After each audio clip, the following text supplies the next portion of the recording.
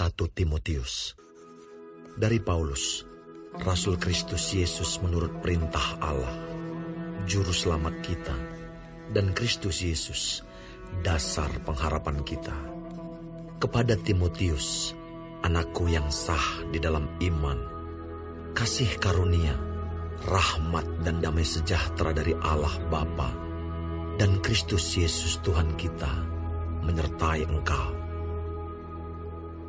Ketika aku hendak meneruskan perjalananku ke wilayah Makedonia, aku telah mendesak engkau supaya engkau tinggal di Efesus dan menasihatkan orang-orang tertentu agar mereka jangan mengajarkan ajaran lain ataupun sibuk dengan dongeng dan silsilah yang tiada putus-putusnya, yang hanya menghasilkan persoalan belaka dan bukan tertib hidup keselamatan yang diberikan Allah dalam iman. Tujuan nasihat itu ialah kasih yang timbul dari hati yang suci, dari hati nurani yang murni, dan dari iman yang tulus ikhlas. Tetapi ada orang yang tidak sampai pada tujuan itu, dan yang sesat dalam omongan yang sia-sia. Mereka itu hendak menjadi pengajar hukum Taurat, tanpa mengerti perkataan mereka sendiri, dan pokok-pokok yang secara mutlak mereka kemukakan. Kita tahu bahwa hukum Taurat itu baik kalau tepat digunakan, yakni dengan keinsafan bahwa hukum Taurat itu bukanlah bagi orang yang benar, melainkan bagi orang durhaka dan orang lalim, bagi orang fasik dan orang berdosa, bagi orang duniawi dan yang tak beragama, bagi pembunuh bapa dan pembunuh ibu, bagi pembunuh pada umumnya, bagi orang cabul dan pemburit, bagi penculik, bagi pendusta, bagi orang makan sumpah, dan seterusnya segala sesuatu yang bertentangan dengan ajaran sehat, yang berdasarkan Injil dari Allah yang mulia dan maha bahagia, seperti yang telah dipercayakan kepadaku. Aku bersyukur kepada Dia yang menguatkan aku, yaitu Kristus Yesus Tuhan kita, karena Ia menganggap aku setia dan mempercayakan pelayanan ini kepadaku. Aku yang tadinya seorang penghujat dan seorang penganiaya dan seorang ganas, tetapi aku telah dikasihaninya, karena semuanya itu telah kulakukan tanpa pengetahuan, yaitu di luar iman. Malah kasih karunia Tuhan kita itu telah dikaruniakan dengan limpahnya kepadaku, dengan iman dan kasih dalam Kristus Yesus. Perkataan ini benar dan patut diterima sepenuhnya. Kristus Yesus datang ke dunia untuk menyelamatkan orang berdosa, dan di antara mereka, akulah yang paling berdosa. Tetapi justru karena itu aku dikasihani, agar dalam diriku ini, sebagai orang yang paling berdosa, Yesus Kristus menunjukkan seluruh kesabarannya.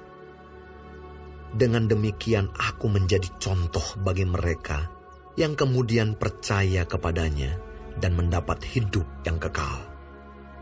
Hormat dan kemuliaan sampai selama-lamanya bagi Raja segala zaman, Allah yang kekal, yang tak nampak, yang esa. Amin.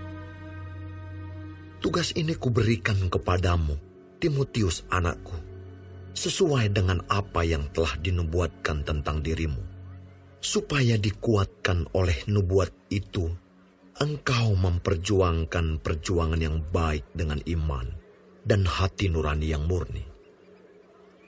Beberapa orang telah menolak hati nuraninya yang murni itu, dan karena itu kandaslah iman mereka. Di antaranya Himeneus dan Alexander, yang telah kuserahkan kepada iblis, supaya jerah mereka menghujat. Pertama-tama aku menasihatkan, naikkanlah permohonan, doa syafaat, dan ucapan syukur untuk semua orang, untuk raja-raja, dan untuk semua pembesar, agar kita dapat hidup tenang dan tentram dalam segala kesalehan dan kehormatan. Itulah yang baik dan yang berkenan kepada Allah, Juru Selamat kita, yang menghendaki supaya semua orang diselamatkan dan memperoleh pengetahuan akan kebenaran. Karena Allah itu Esa, dan Esa pula Dia yang menjadi pengantara antara Allah dan manusia, yaitu manusia Kristus Yesus, yang telah menyerahkan dirinya sebagai tebusan bagi semua manusia. Itu kesaksian pada waktu yang ditentukan.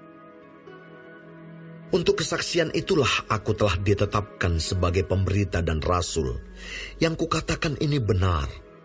Aku tidak berdusta, dan sebagai pengajar orang-orang bukan Yahudi dalam iman dan kebenaran.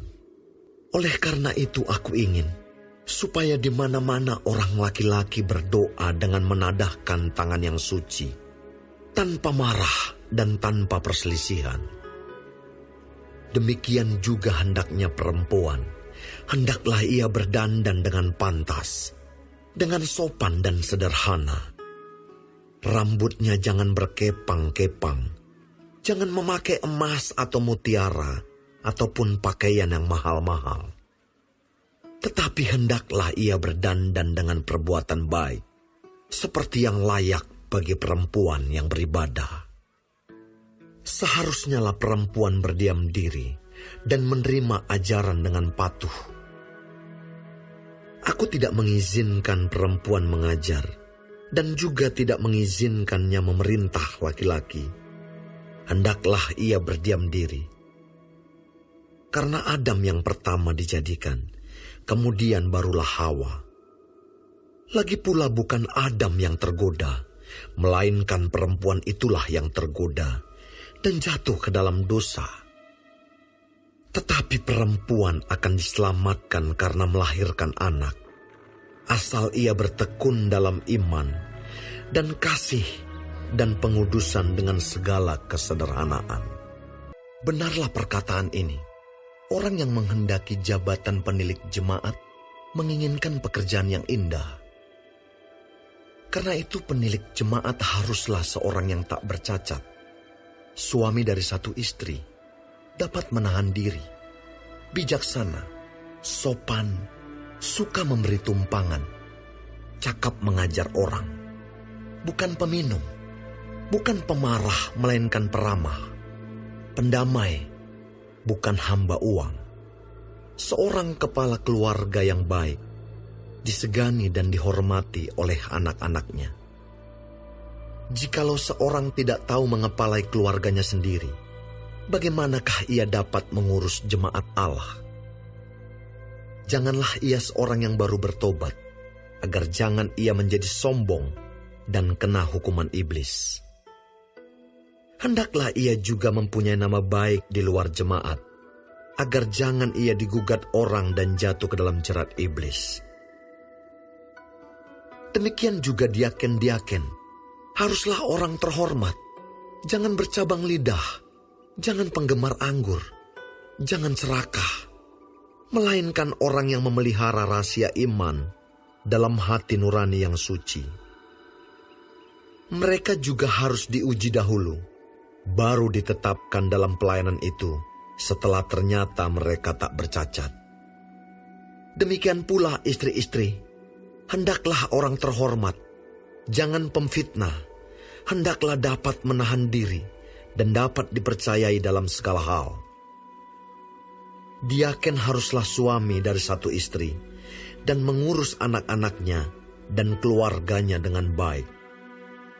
Karena mereka yang melayani dengan baik beroleh kedudukan yang baik, sehingga dalam iman kepada Kristus Yesus mereka dapat bersaksi dengan leluasa. Semuanya ini kutuliskan kepadamu, walaupun kuharap segera dapat mengunjungi engkau. Jadi, jika aku terlambat, sudahlah engkau tahu bagaimana orang harus hidup sebagai keluarga Allah, yakni jemaat dari Allah yang hidup, tiang penopang dan dasar kebenaran. Dan sesungguhnya, agunglah rahasia ibadah kita. Dia yang telah menyatakan dirinya dalam rupa manusia, dibenarkan dalam roh, yang menampakkan dirinya kepada malaikat-malaikat, diberitakan di antara bangsa-bangsa yang tidak mengenal Allah, yang dipercayai di dalam dunia, diangkat dalam kemuliaan. Tetapi Roh dengan tegas mengatakan bahwa di waktu-waktu kemudian ada orang yang akan murtad, lalu mengikuti roh-roh penyesat dan ajaran setan-setan oleh tipu daya pendusta-pendusta yang hati nuraninya memakai cap mereka. Mereka itu melarang orang kawin, melarang orang makan makanan yang diciptakan Allah, supaya dengan pengucapan syukur dimakan oleh orang yang percaya dan yang telah mengenal kebenaran. Karena semua yang diciptakan Allah itu baik, dan suatu pun tidak ada yang haram jika diterima dengan ucapan syukur. Sebab semuanya itu dikuduskan oleh firman Allah dan oleh doa. Dengan selalu mengingat hal-hal itu kepada saudara-saudara kita, engkau akan menjadi seorang pelayan Kristus Yesus yang baik, terdidik dalam soal-soal pokok iman kita, dan dalam ajaran sehat yang telah kau ikuti selama ini. Tetapi jauhilah tahayul dan dongeng nenek-nenek tua. Latihlah dirimu beribadah. Latihan badani terbatas gunanya, tetapi ibadah itu berguna dalam segala hal, karena mengandung janji, baik untuk hidup ini maupun untuk hidup yang akan datang. Perkataan ini benar dan patut diterima sepenuhnya. Itulah sebabnya kita berjerih payah dan berjuang, karena kita menaruh pengharapan kita kepada Allah yang hidup, Juru Selamat semua manusia, terutama mereka yang percaya. Beritakanlah dan ajarkanlah semuanya itu. Jangan seorang pun menganggap engkau rendah karena engkau muda. Jadilah teladan bagi orang-orang percaya dalam perkataanmu, dalam tingkah lakumu, dalam kasihmu, dalam kesetiaanmu, dan dalam kesucianmu. Sementara itu, sampai aku datang, bertekunlah dalam membaca kitab-kitab suci, dalam membangun, dan dalam mengajar. Jangan lalai dalam mempergunakan karunia yang ada padamu, yang telah diberikan kepadamu oleh nubuat, dan dengan penumpangan tangan sidang penatua. Perhatikanlah semuanya itu. Hiduplah di dalamnya, supaya kemajuanmu nyata kepada semua orang. Awasilah dirimu sendiri, dan awasilah ajaranmu. Bertekunlah dalam semuanya itu, karena dengan berbuat demikian, engkau akan menyelamatkan dirimu dan semua orang yang mendengar engkau. Janganlah engkau keras terhadap orang yang tua, melainkan tegurlah dia sebagai bapa. Tegurlah orang-orang muda sebagai saudaramu, perempuan-perempuan tua sebagai ibu, dan perempuan-perempuan muda sebagai adikmu dengan penuh kemurnian. Hormatilah janda-janda yang benar-benar janda. Tetapi jikalau seorang janda mempunyai anak atau cucu, hendaklah mereka itu pertama-tama belajar berbakti kepada kaum keluarganya sendiri, dan membalas budi orang tua dan nenek mereka, karena itulah yang berkenan kepada Allah. Sedangkan seorang janda yang benar-benar janda, yang ditinggalkan seorang diri, menaruh harapannya kepada Allah dan bertekun dalam permohonan dan doa siang malam. Tetapi seorang janda yang hidup mewah dan berlebih-lebihan, ia sudah mati selagi hidup. Peringatkanlah hal-hal ini juga kepada janda-janda itu, agar mereka hidup dengan tidak bercela. Tetapi jika ada seorang yang tidak memeliharakan sanak saudaranya, apalagi seisi rumahnya, orang itu murtad dan lebih buruk dari orang yang tidak beriman. Yang didaftarkan sebagai janda hanyalah mereka yang tidak kurang dari 60 tahun, yang hanya satu kali bersuami, dan yang terbukti telah melakukan pekerjaan yang baik, seperti mengasuh anak, memberi tumpangan, membasuh kaki saudara-saudara seiman, menolong orang yang hidup dalam kesesakan, pendeknya mereka yang telah menggunakan segala kesempatan untuk berbuat baik. Tolaklah pendaftaran janda-janda yang lebih muda, Karena apabila mereka sekali digairahkan oleh keberahian yang menceraikan mereka dari Kristus, mereka itu ingin kawin. Dan dengan memungkiri kesetiaan mereka yang semula kepadanya, mereka mendatangkan hukuman atas dirinya. Lagi pula dengan keluar masuk rumah orang, mereka membiasakan diri bermalas-malas. Dan bukan hanya bermalas-malas saja, tetapi juga meleter dan mencampuri soal orang lain, dan mengatakan hal-hal yang tidak pantas. Karena itu, aku mau supaya janda-janda yang muda kawin lagi, beroleh anak, memimpin rumah tangganya, dan jangan memberi alasan kepada lawan untuk memburuk-burukkan nama kita. Karena beberapa janda telah tersesat mengikut iblis. Jika seorang laki-laki atau perempuan yang percaya mempunyai anggota keluarga yang janda, hendaklah ia membantu mereka, sehingga mereka jangan menjadi beban bagi jemaat. Dengan demikian jemaat dapat membantu mereka yang benar-benar janda. Penetua-penetua yang baik pimpinannya patut dihormati 2 kali lipat, terutama mereka yang dengan jerih payah berkhotbah dan mengajar. Bukankah kitab suci berkata, "Janganlah engkau memberangus mulut lembu yang sedang mengirik." Dan lagi, seorang pekerja patut mendapat upahnya. Janganlah engkau menerima tuduhan atas seorang penetua, kecuali kalau didukung 2 atau 3 orang saksi. Mereka yang berbuat dosa hendaklah kau tegur di depan semua orang, agar yang lain itu pun takut. Di hadapan Allah dan Kristus Yesus, dan malaikat-malaikat pilihannya, kupesankan dengan sungguh kepadamu. Camkanlah petunjuk ini tanpa prasangka, dan bertindaklah dalam segala sesuatu tanpa memihak. Janganlah engkau terburu-buru menumpangkan tangan atas seseorang, dan janganlah terbawa-bawa ke dalam dosa orang lain. Jagalah kemurnian dirimu. Janganlah lagi minum air saja, melainkan tambahkanlah anggur sedikit. Berhubung pencernaanmu terganggu dan tubuhmu sering lemah. Dosa beberapa orang menyolok, seakan-akan mendahului mereka ke pengadilan. Tetapi dosa beberapa orang lagi baru menjadi nyata kemudian. Demikian pun perbuatan baik itu segera nyata. Dan kalau tidak demikian, ia tidak dapat terus tinggal tersembunyi. Semua orang yang menanggung beban perbudakan hendaknya menganggap Tuhan mereka layak mendapat segala penghormatan, agar nama Allah dan ajaran kita jangan dihujat orang.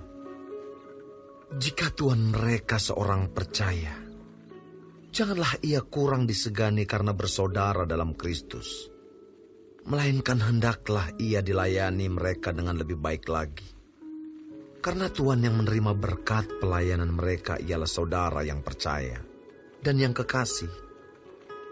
Ajarkanlah dan nasihatkanlah semuanya ini. Jika seorang mengajarkan ajaran lain dan tidak menurut perkataan sehat, yakni perkataan Tuhan kita Yesus Kristus, dan tidak menurut ajaran yang sesuai dengan ibadah kita, ia adalah seorang yang berlagak tahu, padahal tidak tahu apa-apa. Penyakitnya ialah mencari-cari soal dan bersilat kata, yang menyebabkan dengki, cidra, fitnah, curiga, percekcokan antara orang-orang yang tidak lagi berpikiran sehat dan yang kehilangan kebenaran, yang mengira ibadah itu adalah suatu sumber keuntungan. Memang, ibadah itu kalau disertai rasa cukup, memberi keuntungan besar. Sebab kita tidak membawa sesuatu apa ke dalam dunia, dan kita pun tidak dapat membawa apa-apa keluar. Asal ada makanan dan pakaian, cukuplah. Tetapi mereka yang ingin kaya terjatuh ke dalam pencobaan, ke dalam jerat, dan ke dalam berbagai-bagai nafsu yang hampa dan yang mencelakakan, yang menenggelamkan manusia ke dalam keruntuhan dan kebinasaan. Karena akar segala kejahatan ialah cinta uang, Sebab oleh memburu uanglah beberapa orang telah menyimpang dari iman dan menyiksa dirinya dengan berbagai-bagai duka. Tetapi engkau, hai manusia Allah, jauhilah semuanya itu.